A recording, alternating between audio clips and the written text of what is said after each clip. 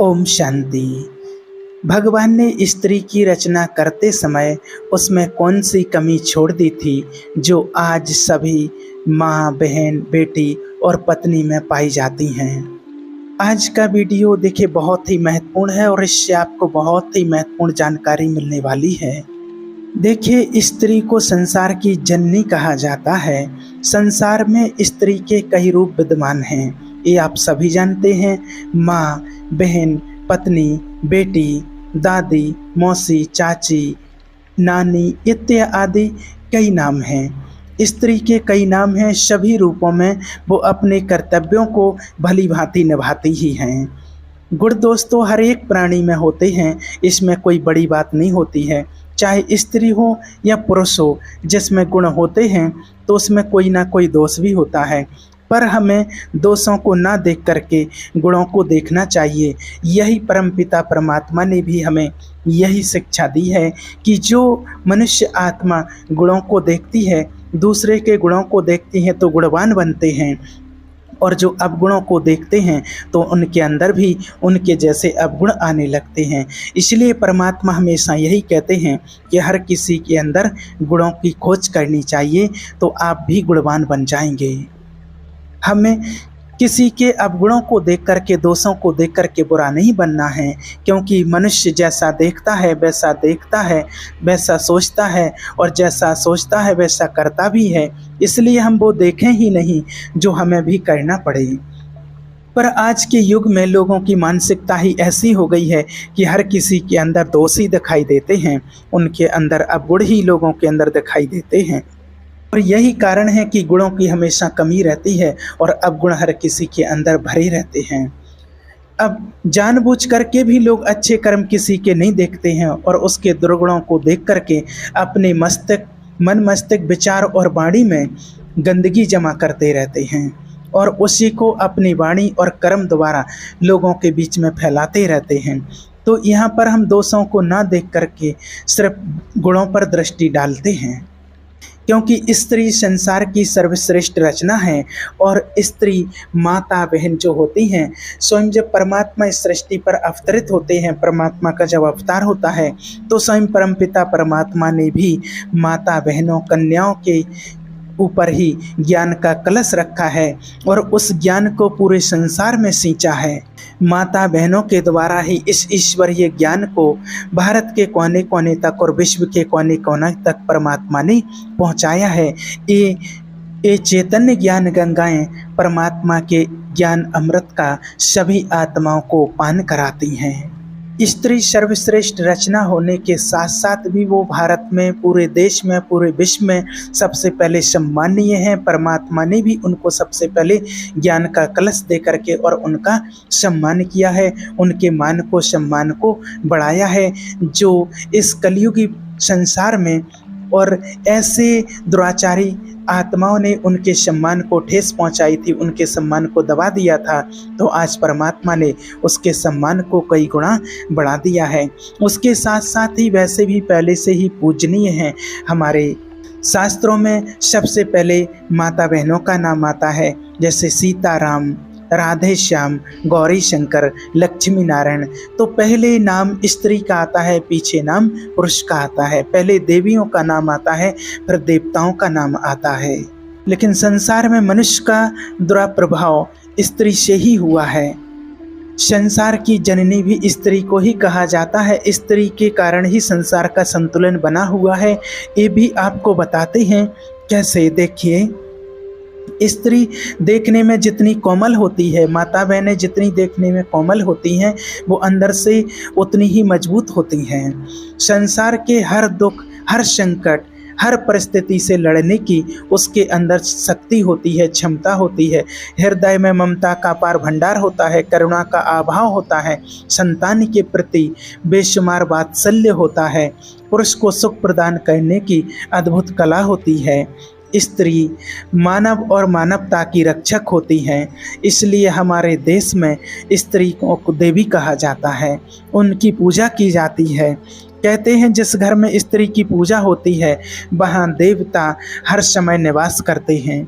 जहाँ स्त्री का अपमान होता है, उसे दबाया जाता है, सताया जाता है, अपमान किया जाता है, वहाँ महे भयंकर दुख भी बाहें फैलाए खड़े रहते हैं। वहाँ दरिद्रता घात लगाए बैठी रहती है। घर में लक्ष्मी का आगमन स्त्री पूजा से ही होता है। इसलिए आपसे निवेदन है कि कभी माता बहनों को तुच्छ ना समझें।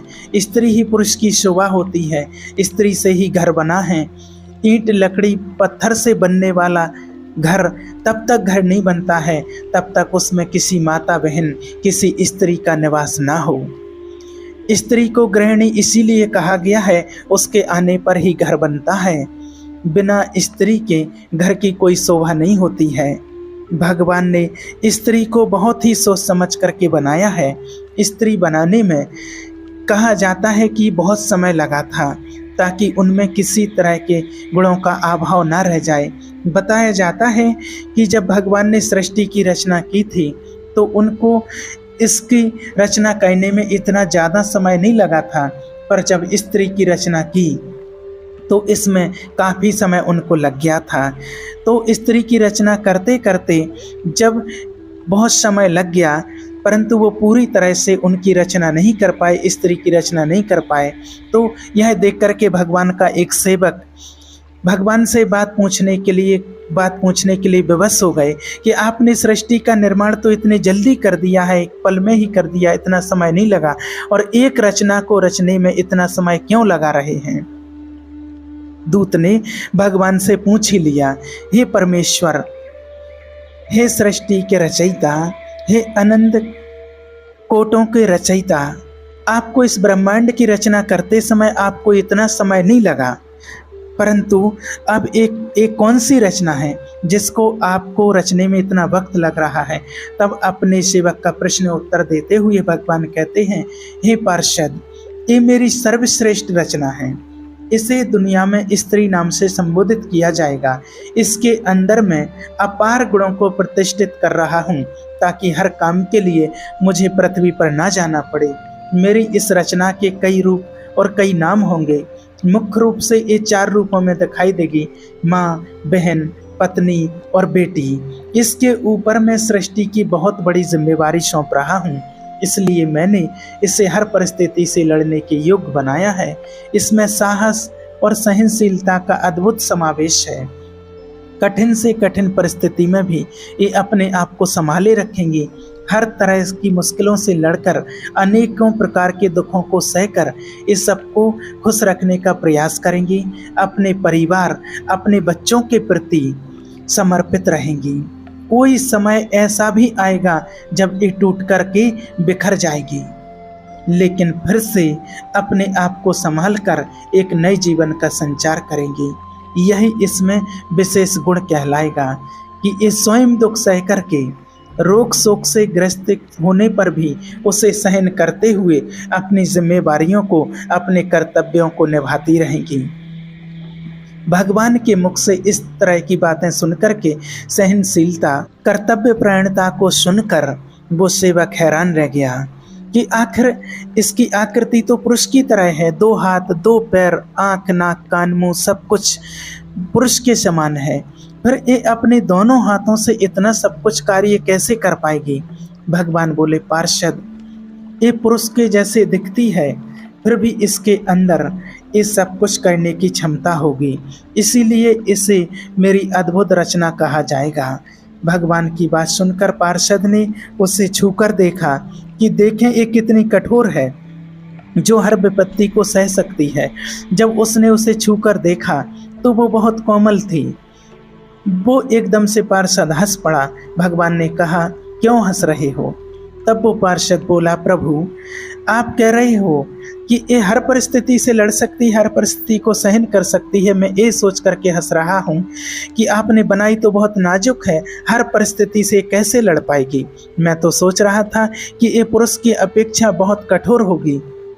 पर इसे तो आपने फूलों की तरह कोमल बना दिया है। तब भगवान बोले, वत्स, मेरी इस रचना की यही तो विशेषता है। ये बाहर से जितनी कोमल है, अंदर से उतनी ही मजबूत होगी। इसके साहस, धैर्य और सहनशीलता को आप लोग देखोगे। यह बात सुनकर के पार्षद के मन में उस रचना के बारे में और अधिक जानने की उत्सुकता बढ़ गई। वो पूछने लगा, हे परमेश्वर, क्या यह पुरुषों की तरह सोच भी सकेगी, या फिर इसमें यही गुण विशेष होंगे? भगवान बोले, वत्स, इसमें सोचने की क्षमता भी अद्भुत होगी और समाधान करने की सामर्थ्य भी। पार्षद ने देखा कि उस स्त्री रूपी रचना के गालों पर, चेहरे पर पानी की झलक थी, तो उसने उसके मुख पर, गालों पर हाथ लगाया तो उनके गालों पर पानी की मात्रा थी। पार्षद ने पूछा, हे प्रभु, इसके गालों पर पानी क्यों बह रहा है? तब भगवान बोले, वत्स, ये पानी इसकी आंखों से निकलने वाले आंसुओं का पानी है।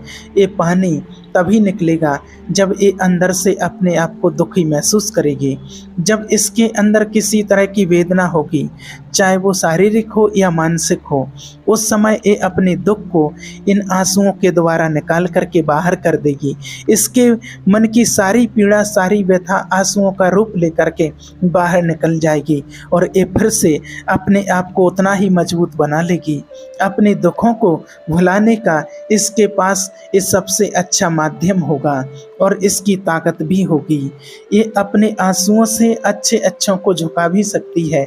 इन आंसुओं को वो अपना अस्त्र भी बना सकती है। भगवान की ऐसी बात सुनकर सेवक बोला, हे भगवान, वास्तव में आप महान हो। आपने स्त्री रूपी अद्भुत रचना करके संसार को सजा दिया है। संसार में एक अनमोल रत्न भेजा है आपने, और सच बात है ये स्त्री का त्याग, बलिदान, साहस और सहनशीलता वास्तव में अद्भुत और अकल्पनीय है। त्याग इतना बड़ा जो कोई नहीं कर सकता है। किस प्रकार से वो अपने माता पिता, भाई बहन, सगे पारिवारिक जनों से अलग होकर के विवाह करके किसी दूसरे पुरुष के साथ जीवन भर साथ रहने का प्रण करती है। जरा आप सोचिए, अगर आप अपने माता पिता, भाई बहन, घर परिवार से अलग हो जाते हो तो आपको कैसा लगता है? वो तो अपने उन पारिवारिक जनों से हमेशा हमेशा के लिए अलग होकर के जीवन भर तुम्हारे साथ रहने आती है, जिनके साथ वो खेली कूदी, पली बड़ी, जिनके साथ अनेक प्रकार की भावनाएं जुड़ी हुई थीं, उन सबको उसने कैसे छोड़ा होगा? और फिर किस तरह एक अनजान स्थान पर जाकर, जहां उसका कोई परिचित नहीं, जिसको उसने कभी देखा नहीं, पहचाना नहीं, जानती नहीं, कोई परिचित वाला नहीं होता, वहाँ वो रहकर जीवन की तलाश करती है। एक नए सिरे से खुशियों को एकत्रित करती है, उनमें ढलने का प्रयास करती है, उनमें अपना सुख दुख बांटती है। स्वयं चाहे प्रसन्न रहे या ना रहे, पर अपने और पारिवारिक जनों को प्रसन्न रखने का प्रयास करती है। कई बार परिवार के लोग अलग तरह के सोच वाले मिल जाते हैं, उस समय उसका जीवन बड़ा ही कष्ट भरा होता है। उनके साथ रहने का प्रयास करती है। कई बार उनके बुरे आचरण के कारण जीवन का भी बलिदान करना पड़ता है। धन्य है नारी शक्ति, तू जो तुझ में विधाता ने इतने दुख सहन करने की सामर्थ्य दी है। हर दुख को सहन करके आगे बढ़ते रहना। बच्चे को जब जन्म देती हैं तो अनेक प्रकार की पीड़ाओं को सहन करते हुए, हर प्रकार की पीड़ा से गुजरते हुए, ऐसी पीड़ा होती है जो साक्षात मृत्यु का दूसरा रूप होती है। ऐसी पीड़ा को सहन करते हुए भी बच्चे का जन्म सकुशल हो जाए, उसके लालन पालन में अनेक कष्टों को सहना पड़ता है और उसके लिए अपने सुखों का बलिदान करना पड़ता है। खुद दुख सह लेती है और बच्चे को दुख से बचा करके रखती है। ये त्याग और बलिदान बड़ा ही अद्भुत है। सच में नारी ईश्वर की सर्वश्रेष्ठ रचना है। तो भगवान का वो पार्षद बोला कि हे प्रभु, आपने इतना समय लगाकर स्त्री की रचना की है, तब तो ये रचना जरूर आपकी संपूर्ण रचना होगी। तब भगवान बोले, नहीं, अभी इसमें एक कमी है। ये सबके लिए सुख का कारण बनेगी, सबको खुश रखने का प्रयास करेगी, अपने परिवार की हिम्मत बनेगी। मगर खुद का महत्व भूल जाएगी। वो अपनी कीमत ही नहीं समझ पाएगी कि मैं दुनिया के लिए कितनी मूल्यवान हूँ। ये है, दिए की तरह अपना जीवन बिताएगी। जैसे दिए के नीचे अंधेरा होता है और चारों दिशाओं को वो दीपक रोशन करता है, ऐसे ही स्त्री का जीवन है, जो अपने लिए तो कम लेकिन दूसरों के सुखों के लिए अधिक जीती है, दूसरे के सुखों के लिए खुद कष्ट सह लेती है। स्त्री वास्तव में ईश्वर के द्वारा दिया गया संसार के लिए एक बहुत अच्छा उपहार है। वो हर गुण में परिपूर्ण है, इसलिए हमें कभी भी स्त्री का अपमान नहीं करना चाहिए, कभी उसे कष्ट नहीं पहुंचाना चाहिए। स्त्री का सदा सम्मान करना चाहिए, चाहे वो जिस रूप में भी हो। चाहे आपकी माँ हो, बहन हो, बेटी हो, पत्नी हो, कोई भी हो, सबको सम्मान देना चाहिए। क्योंकि एक तरफ तो हम घर में हमारे कोई त्यौहार आने पर देवियों की पूजा करते हैं, और एक जो घर में हमारी देवी होती हैं उनका अपमान करते हैं। ऐसा कभी नहीं करना चाहिए। जिस घर में नारी का सम्मान होता है वो घर हमेशा संपन्न रहता है। ओम शांति।